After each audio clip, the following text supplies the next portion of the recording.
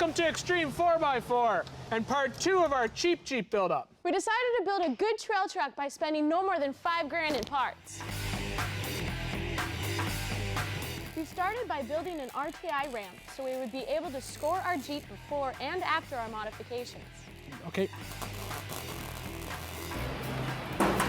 The first thing to do is lock the axles using quick locks front and rear.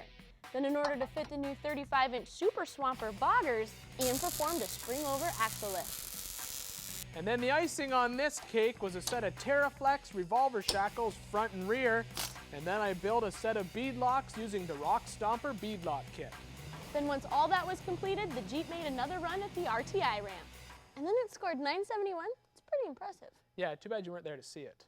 Hey, don't get mad at me because I got sick. That's all right. You're working twice as hard this week because today we're going to deal with some of the things that come up when you do a lift, like steering, shocks, brake lines. And then we're going to finish up this project with a custom roll cage on the cheap.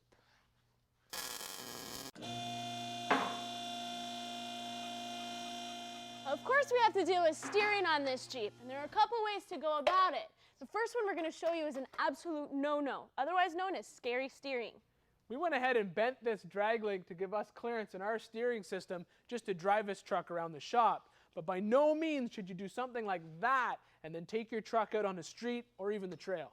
And when you're pinching pennies, it's not about spending as little as you can, it's about spending what you have in the right spot. And one option would be to install a drop pitman arm. Once the factory pitman arm is gone, you install the drop pitman arm and reattach the drag link.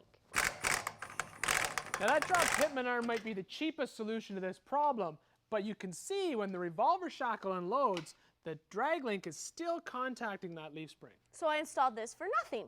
Well, not for nothing. We just wanted to show everyone that when you do a spring over, you've got options. Exactly, which is why we're going to install a high steer kit, which does exactly what it says it's going to do.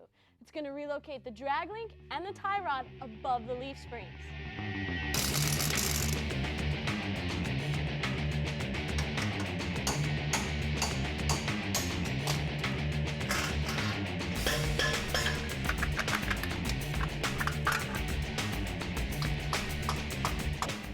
Ball joint.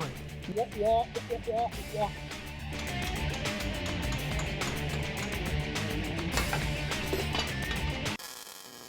Now there are a lot of options when it comes to high steer kits, and most of them involve using a Dana 44 flat top knuckle. Now you can go to a wrecking yard, find one of these used knuckles. You can then find a spindle support, a caliper, a rotor, hope that they all work together, and then hope that it's got the same bolt pattern of the wheels that you already own. Or you can get a kit like this from SRC Precision Products. Now this comes with Dana 44 outer knuckles. They include their high steer arms already installed. And they also have these heavy duty tie rod and drag links, and these things are solid steel, so you know they're not going to bend. But the best thing is they also have these trick little brake brackets. And what that's going to allow us to do is reuse our stock CJ7 rotors and calipers, so when we're hunting for parts for this thing in the future, it won't be hard to find them. And of course the metal in these components is of a higher quality, making them stronger than the factory pieces that you might find in the old junkyards. And you also have the option with this kit of getting a heim joint or a tie rod end, and we went ahead and just chose the tie rod ends. I got it. To put it all back together, slide in the axle shaft, then put the spindle into the knuckle, fit the SRC brake bracket, bolt up the caliper mount. We tried to use the dust shield, but it was rubbing on the rotor, so we tossed it. Next is the rotor, but you may have to grind off the caliper bracket bolts for clearance. When it spins without rubbing, install the bearings, nuts, and hubs, and you are there. All right, moment of truth. No, I'm just kidding. Now you can see, as we put the tie rod in, we have clearance above our leaf springs, and they're not in the way of our axle anymore, so we're not going to be hitting any of our steering components if we hit a rock, which is a very good thing. The way to really test this is to jack up the front axle and compress the revolver shackles and then check for clearance.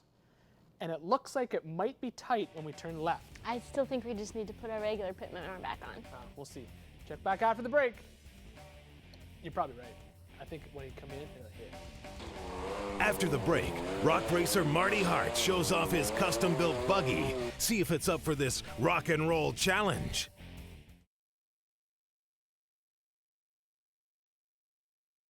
We're in the middle of our cheap Jeep build here at Xtreme. No more than $5,000 into that CJ7 for a good trail truck. But for 5 extra grand, you can build one of these. A competition rig that could win you some races. That's good. Stop. Shut it down.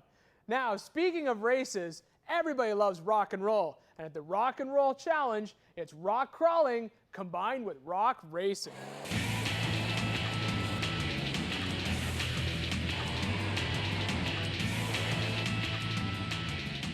With a 75% attrition rate, the Rock and Roll Challenge in Hot Springs, Arkansas is one of the toughest off-road races in the country.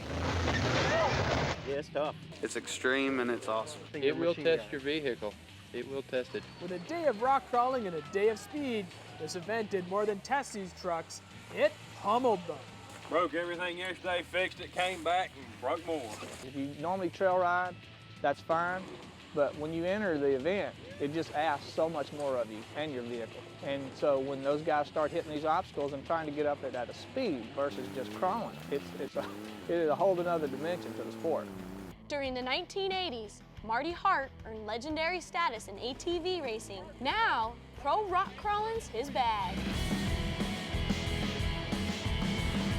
It's challenging. And to me, I like a challenge. You know, anybody who races off-road racing or anything likes a challenge. With his custom-built buggy, he's up for a challenge. That I built it to be the toughest that there is out there on the market right now. So I can actually ask everything that I can get out of it without having to babysit it, because you can't babysit it when you're asking to race against these pros. I designed the car for visibility in mind, so I put the rear engine, I used the 4.3, the Vortec 4.3. We figured somewhere in the neighborhood of 200, 215 horsepower, and where it stands right now. And but mainly torque is what we want. We had to mount it sideways because of the length of it and the fact that the actual 5.0 transfer case sits beside you. The Atlas is pretty big and it's got to be offset a little bit. So in order to get the shortest wheelbase possible, we actually turned the engine a little bit sideways. This thing has Curry axles in it that are custom made with 4340 axles, 300M on the shorts. That's the material used in the axles just so they won't break. We have them offset to one side because when you turn the engine sideways with that huge power glide, everything goes to the right because you're actually sitting level with the transfer case. Being a single seat car, the yokes would be far to the right. So we had the pumpkins moved over to the right-hand side of the car so you wouldn't get all those drive shaft angles in there. At one time you were just crawling around on rocks and you could pretty much just bolt any shock on your car would take it. You can't just put any shock on there now. I use Fox shocks. We use Johnny joints and big aircraft aluminum link rods, and that allows for them to have a memory. You can actually hit something and they'll bow and flex back, a big asset to the vehicle. At Arkansas, Marty backed up the tuck as he dominated both the speed and rock crawling events to win the buggy class. When you build it and drive it, you know what I'm saying, to me that's a lot more rewarding. Becoming one with the vehicle to me is one of the most important things, whether you're an off-road car or a short course car or a motorcycle or whatever. You've actually got to know what it wants and what it doesn't want. So if you get all of your talent to drive it, and you feel like you're ahead of it, then you go change something. But sometimes the car can actually give you more than you can drive it. That's what you're looking for. Best of all about the Rock and Roll Challenge, Marty Hart was able to show off those old racing skills. You get to actually hammer it. I mean, you ask everything that this car can give you from the bottom to the top. You know, when you get up through this stuff, between the trees and the rocks and the things a foot or 2 foot off the ground, bouncing and wheeling and what have you, it's a pretty good rush. Want another rush? Jessi and Ian will show you what goes into building a competition crawler after these brief messages.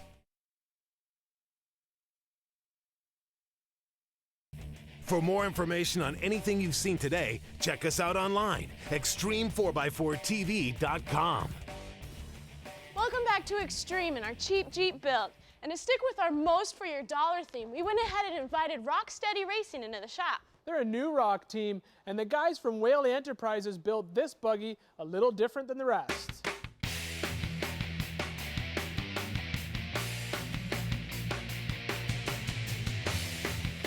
These guys took a fuel-injected 4-cylinder Saturn engine and installed it in the rear, but it's how they get the power to the wheels that sets this crawler apart from the rest. Both front and rear Dana 60s were flipped to turn in the opposite direction because the power coming to these axles is reversed. This crawler splits the power from the engine to the axle by using a transaxle instead of using a transmission and a transfer case. Now, if any of you have ever had the pleasure of tearing into one of these Saturn transaxles, you won't find a set of typical planetary gear sets like in most. You're going to find a set of helical gears that are in constant mesh, and that's a lot like a transfer case. And for those of you who think that the transaxle is the weak link, think again. They did some pretty serious testing on this thing, broke an axle in the Dana 60, and the trans survived. Now, we asked the builder of this buggy, Brian Whaley from Harrisburg, Pennsylvania, to come in and just give us some insight. Like, where did this all start, Brian? It really just started with an old Saturn car that we had around and a pair of Dana 60s.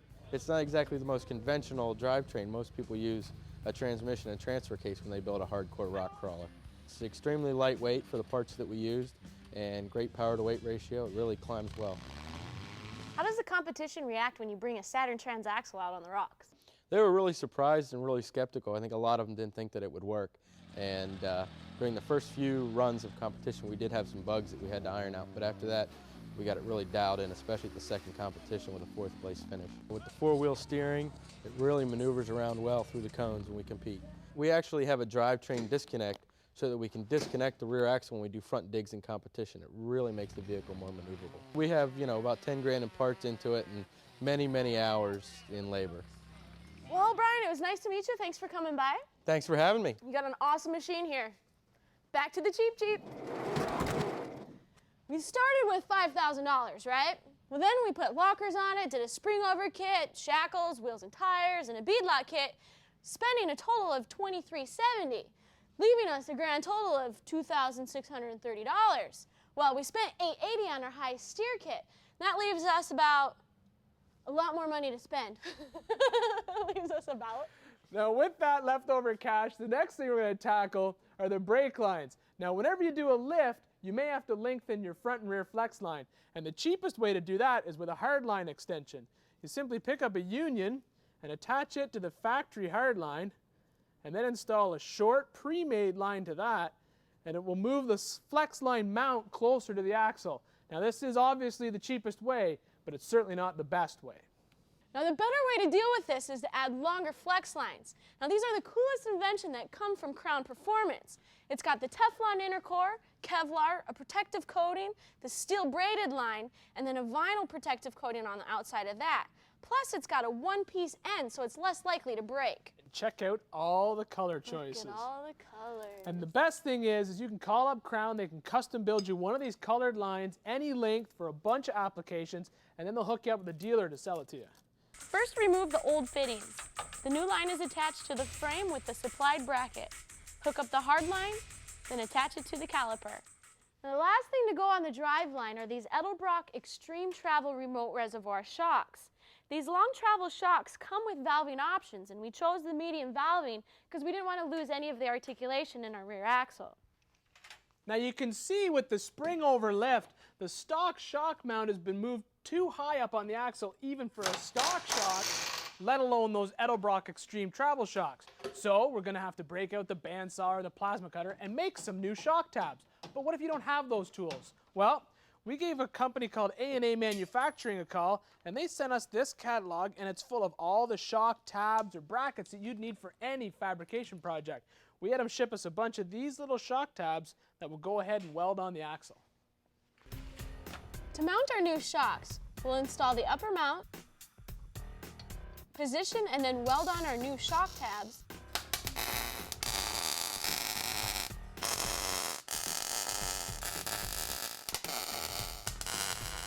Then mount the reservoir.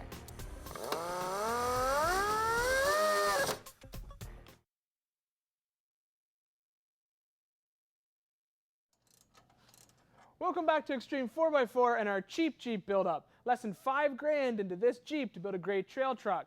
Now, one of the most common questions we get asked here aside from his Jessi single, is what kind of tools do I need in my shop to fabricate with? And the most common tools other than grinders and hand tools and welders and bandsaws are tubing benders. Now tubing benders come in really handy when it comes to roll cages, bumpers, and even shock hoops like the ones that we built here for our Xtreme travel shocks.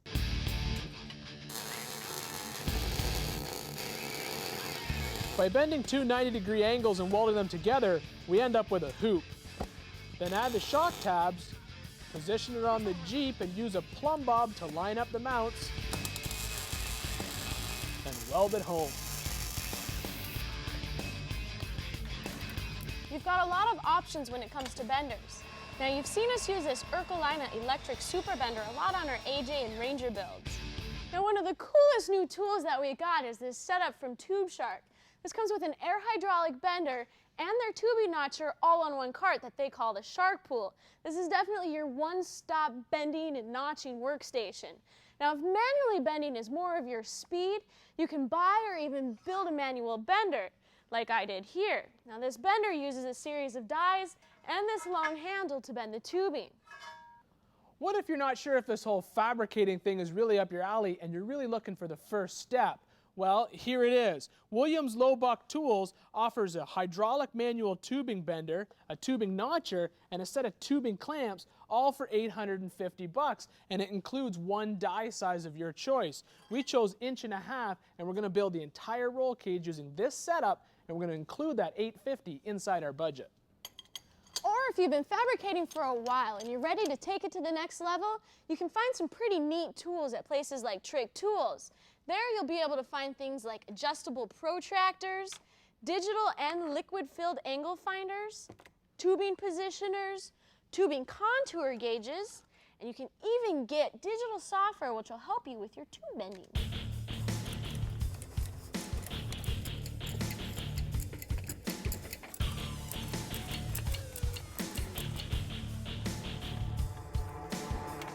Here, put your side in first. Okay. The front hoop is easily bent into shape, and after a couple of test fits, that's good. We toss out the factory crash pad and hold it in place with a clamp. Then we measure, cut, and notch our roof spreader and weld the new front cage into place.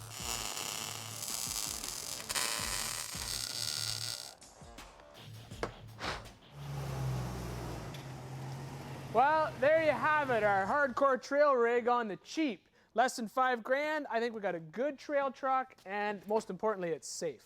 Yeah, and for as much as I roll these things over, safety is a very important issue. You haven't rolled this one over yet. Not yet, but I will. Now, don't think we're done with this truck. We're going to keep putting money into this thing, but first we should go find out how much we have left. That's a good idea. Let's go.